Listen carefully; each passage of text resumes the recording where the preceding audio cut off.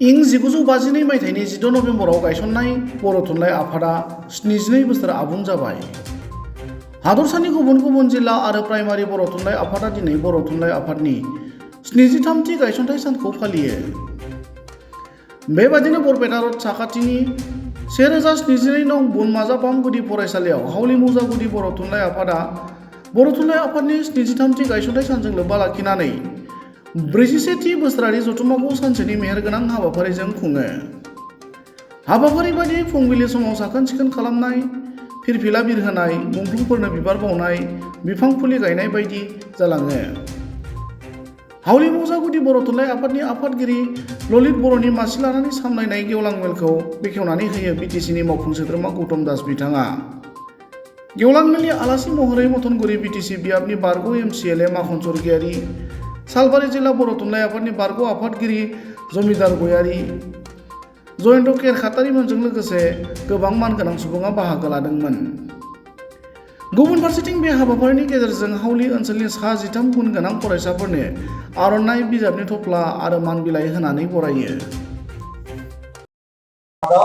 दिनै जोंनि हावलि मौजा गुदि बर' थुनलाइ आफादा बोसोरफ्रोमनि बायदिनो दिनैबो 16 नभेम्बर खालि बर' थुनलाइ आफादनि जोनोम सानखौ फालिदों।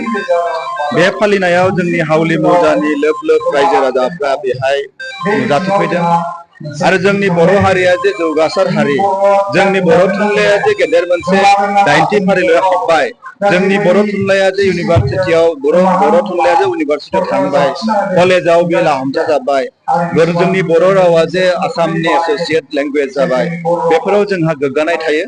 खारन जों बर' हारियाबो उन्दै हारि नङा, जों जौगासार हारि, जों बुहुमनो सिनायथि होनो थाखाय जों नाजागासिनो दं, निस्सय नाजागोन। दिनैबो निउ दिल्लीयाव मैयानिफ्रायनो बड'लेण्ड महोत्सब फालिदों। आबसुनि दैदेननायाव चिफ प्रमद बर' सारनि दैदेननायाव बर' थुनलाइ आफादनि दैदेननायाव दिल्लीयावबो गाजा गोमजायै बे बर' थुनलाइ महोत्सबा सोलिगासिनो दं। गतिके जों देरहासार हारि, बुहुमनो जों मिथिहोनांगोन जों बर' हारिया जौगासार हारि।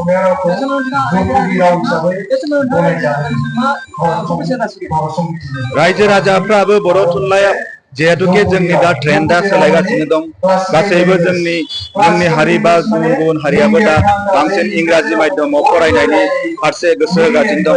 बेखौ जोङो जोंनि स्टेन्डार्ड, फोरोंथाइनि स्टेन्डार्डखौ जुदि बर' रावावबो जों सोलायनानै जोंनि बर' गथ' गथायफोरखौ बर' मिडियामाव फरायहोनो हायोब्ला, बर' थुनलाइखौ जुदि जोङो नायबिजिर होनो हायोबा देरहासार जासिनगोन होननानै आं सानो। सोलोंथाइया जेबो डिफारेन्स गैया, सोलोंथाइयानो जायो। जोङो इंराजि माध्यमावनो फराय बा बर' माध्यमावनो फराय, अननायासो गावनि हारिखौ अननायासो गेदेर बाथ्रा।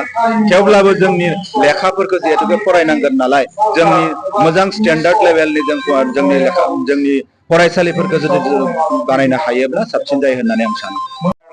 ৰাজ্য অন্যান্য প্ৰান্তত যিহেতু বহু ভাষাৰ প্ৰতিষ্ঠা দিৱস উদযাপন কৰিছে, বৰ সাহিত্যৰ প্ৰতিষ্ঠা দিৱস উপলক্ষে আজি হাউলি মৌজা, হাউলি প্ৰাইমাৰী বহুত বড়ো সাহিত্যৰ উদ্যোগত বুনমাজাগত মথনগুৰি সমষ্টিৰ বুনমাজাগত এক অনুষ্ঠানৰ আয়োজন কৰা হৈছে। আমি সকলো আহিছো, বড়ো জনগোষ্ঠীৰ সমগ্ৰ জনসাধাৰণ এই অঞ্চলৰ সকলো ওলাই আহিছে।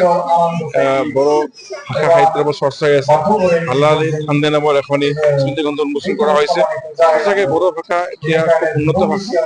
জনগোষ্ঠীয় যিমান ভাষা আছে, জনগোষ্ঠীয় যিমান কৃষ্টি সংস্কৃতি আছে উত্তৰ পূৰ্ব ভাৰতবৰ্ষত, বড়ো এতিয়া আগশাৰীৰ ভাষা, কৃষ্টি সংস্কৃতি সকলোৱে জানে। দিল্লীতো যোৱাকালিৰ পৰা আপোনালোকে সকলোৱে জানে আমাৰ বড়ো সাহিত্য উদ্যোগত ডাঙৰ এটা অনুষ্ঠান হৈ আছে। বড়ো জনগোষ্ঠীৰ বিভিন্ন ভাষা সংস্কৃতি স্থাপন হৈছে, উদযাপিত হৈ আছে। প্ৰধানমন্ত্ৰী ডাঙৰীয়াও উপস্থিত হৈছিলে। গতিকে শুভেচ্ছা জ্ঞাপন কৰিছো এই ক্ষেত্ৰত।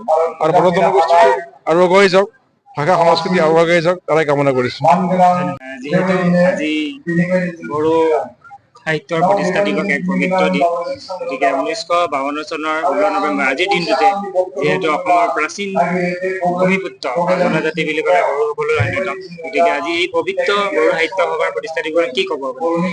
মই আজি এই 16 নৱেম্বৰৰ পবিত্ৰ বড়ো সাহিত্য সভাৰ দিনটোত মই আপোনালোকৰ মাধ্যমেদি সেইটোৱে জনাব বিচাৰিছো যে আমি সাহিত্য সভা জীয়াই ৰাখিলেহে প্ৰত্যেক জনগোষ্ঠী বা নিজৰ গোষ্ঠী হিচাপে যদি আমি বচাই ৰাখিব পাৰে, তেতিয়াহে আমি পৃথিৱীত বা যিকোনো আমি হেৰি কৰিব পাৰে চিনাক্ত কৰিব পাৰিম আৰু আজিৰ আমাৰ সেই যোনটো 16 নৱেম্বৰ ইয়াতে উদ্বোধন কৰিছে ভাল লাগিছে এটা এই সংক্ৰান্তত মই এইটো ক'ব বিচাৰিছো আৰু আমাৰ যি উঠি অহা ল'ৰাবিলাক এই সাহিত্য সভাৰ জৰিয়তে নিজক উত্থাপন কৰিব পৰাটো এটা গৌৰৱৰ কথা হয় বুলি মই ভাবোঁ। আজিকালি দেখা গৈছে যে প্ৰায় বড়ো সম্প্ৰদায়ৰ মানুহ বা ল'ৰা ছোৱালীক বড়ো মাধ্যমো আছে, কিন্তু বড়ো মাধ্যমত নকয়, তেওঁলোকে ইংৰাজী মাধ্যমত পঢ়ায়। তাৰপৰা কিবা লাভ হ'ব বুলি ভাবে নেকি? শিক্ষা এডুকেশ্যনটো এটা জানেই চবে শিক্ষা বড়ো মিডিয়াম বুলি নহয়, অসমীয়া মিডিয়াম বুলি নহয়, ইংলিছ মিডিয়াম বুলি নহয়, গোটেই মাধ্যমৰে আমি জানাটো দৰকাৰ। কিন্তু সেইটো বুলি নহয়, আমি নিজস্ব এটা ভাষা আছে সেইটো পঢ়াটো আমাৰ দৰকাৰ। তাৰ লগতে আমাক অসমীয়াও লাগিব, ইংলিছো লাগিব। গতিকে উঠি অহা প্ৰজন্মই গোটেইবিলাক সাঙুৰি লৈ পেলাই শিক্ষা গ্ৰহণ কৰিলে সেইটোকে ভাল পাওঁ।